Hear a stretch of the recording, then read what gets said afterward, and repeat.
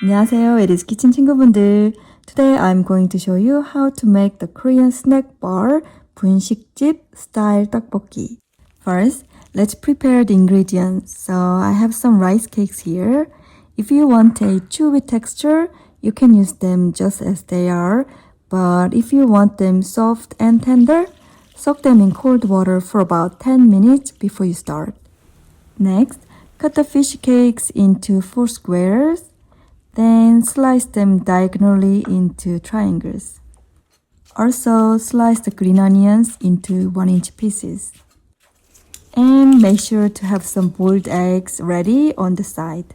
Now for the sauce.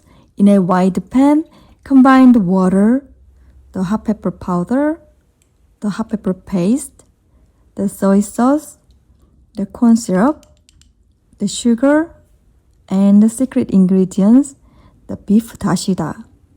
This is what gives it the authentic snack bar tteokbokki flavor. Stir it well over medium-high heat until the sugar dissolves. Once the sauce starts to boil, add the rice cakes, fishy cakes, boiled eggs, and green onions all at once. Now just let it boil for about 5 minutes. You will see the sauce get nice, red, and glossy as it thickens up. And that is it. In just a few minutes, you have delicious tteokbokki that looks and tastes amazing. I made this tteokbokki kit for my friends. I vacuum sealed everything, so whenever they are hungry, they can just take it out and cook it right away. I hope you can try this recipe someday too.